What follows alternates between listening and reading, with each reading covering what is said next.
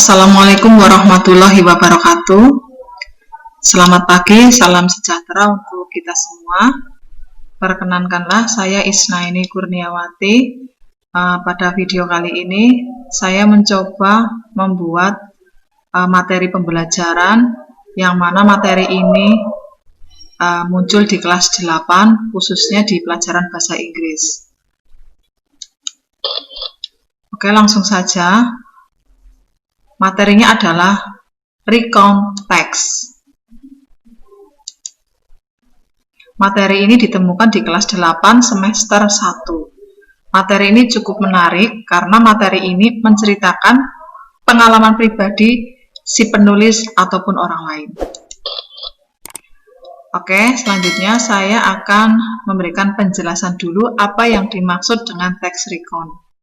The meaning of recount text. Recount text is a text that retell event that occurred in the past. Past events or events can be the experiences of the author himself or other. Ini kalau dalam bahasa Inggris. Kemudian kalau dalam bahasa Indonesianya adalah text recount adalah teks yang menceritakan kembali peristiwa yang terjadi pada masa lampau atau lalu. Peristiwa atau kejadian masa lalu dapat berupa pengalaman penulis sendiri ataupun orang lain. Ya, jadi teks recount itu adalah teks yang menceritakan kejadian yang sudah berlalu. Bisa bersumber dari penulis itu sendiri ataupun penulis menceritakan lewat orang lain. Yang dimaksud menceritakan pengalaman pribadi orang lain. Ini pengertian dari teks recount. Kemudian, untuk membuat teks recount itu harus secara runtut, tidak boleh tidak runtut. Generic structure of recount text. Bagian-bagian dari teks recount. Bagian yang pertama adalah orientation atau pendahuluan. Ini biasanya muncul di paragraf pertama. Pada bagian ini berisi tentang pendahuluan peristiwa yang berlangsung, tokoh yang terlibat dalam peristiwa tersebut. Jadi di orientation ini harus jelas subjeknya siapa yang akan diceritakan, kemudian mengambil tempat di mana, dan waktunya kapan. Nah, teks recount ini teks yang berbeda dengan teks-teks yang lainnya, karena ini menceritakan aktivitas yang sudah berlalu. Maka setelah ini akan saya jelaskan perbedaan teks recount dengan teks yang lainnya, terutama dalam penggunaan kalimatnya. Nih ya, yang pertama orientation dulu, tokoh harus jelas, kemudian tempatnya di mana dan kapan itu terjadi. Orientation. Kemudian bagian selanjutnya adalah events, peristiwa. Dalam bagian ini berisi tentang jalinan peristiwa atau kejadian yang ada. Event-event yang terjadi diceritakan secara runtut. Nah, jadi di bagian ini, sesuatu yang terjadi pada si subjek harus diceritakan secara runtut. Apa saja yang terjadi diceritakan di event ini. Saya kira rekan-rekan guru ataupun siswa sudah paham ya. Kemudian yang terakhir adalah reorientation. Nah, ini terakhir. Dalam bagian ini berisi tentang rangkuman atau penutup cerita atau pengalaman. Nah, biasanya di bagian reorientation ini hanya terdiri dari 1 atau sampai 2 kalimat saja, karena hanya merangkum cerita dari event ini. Nah, ini ya, generic structure of recount text. Ini bagian-bagian untuk membuat text recount. Yang pertama orientation atau pendahuluan, kemudian event, dan yang terakhir adalah reorientation.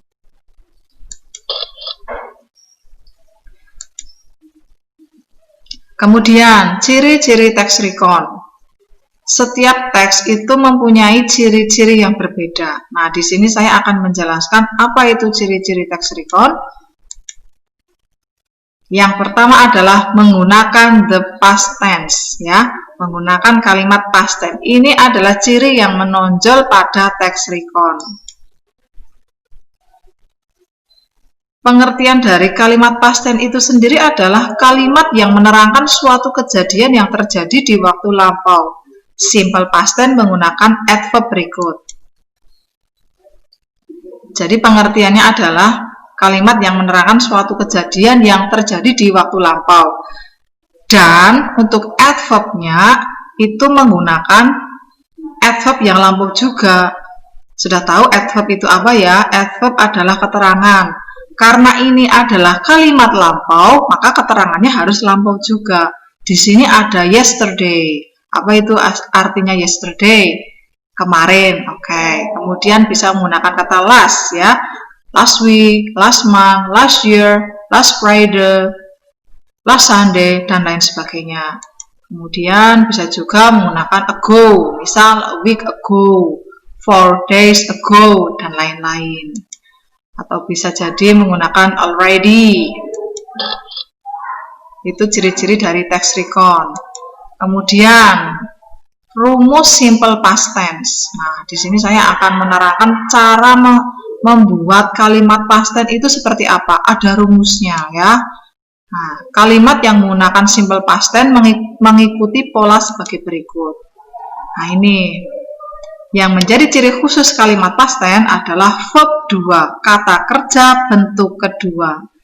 Di sini biasanya siswa masih sering terbolak-balik ya antara verb 1 dan verb 2. Jangan lupa di sini karena kita sedang belajar text recon, maka kita harus menggunakan kata kerja bentuk kedua. Nah, rumusnya seperti ini. Subjek plus verb 2 plus objek plus adverb. Kita langsung contoh kalimatnya saja. Ini contoh penggunaan verb 2 seperti ini. Ini contoh verb antara verb 1 dan verb 2. Misal ya, di sini ada go. Verb 1-nya go. Maka verb 2-nya menjadi when. Ya, kita menggunakan yang ini. Untuk text recon kita menggunakan verb 2 atau lampau. Eat jadi ate. Swim menjadi swam, take, took, give menjadi gave. Jangan lupa ya, untuk text recon menggunakan verb 2. Jadi kita nanti menggunakan verb 2 di sini. Oke, contoh kalimatnya. Misalnya ya, ada kalimat seperti ini. Edo pergi ke pasar tadi pagi. Kita tentukan dulu. Edo adalah subjek. Kemudian pergi, nah pergi kan kata kerja ya. Di sini menjadi verb ya. Jangan lupa verb. Ke pasar adalah objeknya. Nah, tadi pagi keterangan waktunya. Yuk kita sama-sama diartikan ke dalam bahasa Inggris. Nah, ini. Edo went to market last morning. Edo went to market last morning. Di sini Edo menjadi subjek.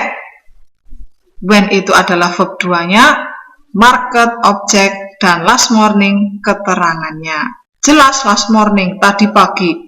Berarti Edo sudah pergi ke pasar tadi pagi. Oke, kemudian menuju nomor 2. Joko makan pisang tadi malam. Kita tentukan. Joko adalah subjek, makan di sini adalah verb 2-nya, pisang objek, tadi malam keterangannya. Kita Inggriskan lagi. Nah, seperti ini ya. Joko ate banana last night. Jangan lupa, last night, tadi malam. Berarti makan pisangnya tadi malam sudah dilakukan. Jelas di sini ya, verbnya menggunakan verb 2. Jangan lupa, jangan terbalik-balik antara verb 1 dan verb 2, karena saya sering menemukan siswa masih terbalik-balik, masih menggunakan verb 1, Joko eat begitu. Yang betul seperti ini, Joko ate banana last night. Oke, contoh kalimat yang ketiga. Ibu mengambil gelas di dapur kemarin. Nah, subjeknya ibuku. Nah, ini yang mengambil itu verb 2-nya, gelas objek, di dapur adverb. Kita Inggriskan. My mother took glass in the kitchen yesterday. Ya, jangan lupa. Nih, took verb satunya take, verb 2-nya menjadi took.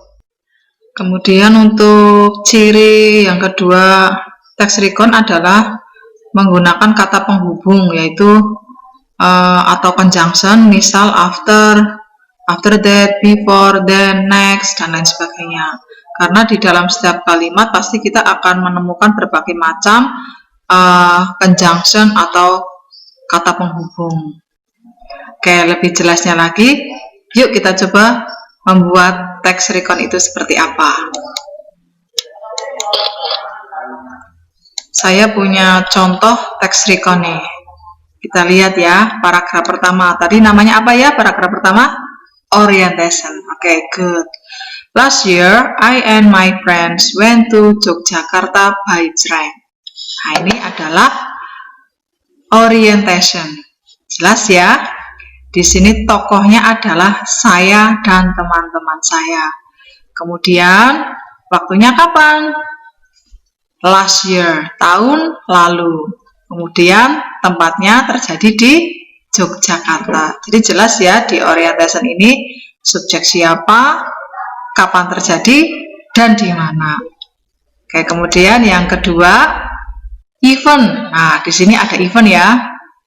Event itu diceritakan secara runtut. Yuk kita lihat. There we visited Beringharjo Market. Oh, ternyata mereka itu mengunjungi Beringharjo Market. Nah, di sini ada visited ya. Visited itu verb 2-nya. Jangan lupa ini verb 2-nya. Di Beringharjo mereka melakukan apa? We bought batiks. Ternyata mereka membeli batik. Ya, bought. Verb 2 berasal dari buy. Ya, kita menggunakan yang verb 2, bought. Nah, after that we walk around Malioboro. Nah, di sini tadi ya, ini after adalah conjunction, kata penghubung. Walk ini verb 2. Oke, we saw many tourists around Malioboro.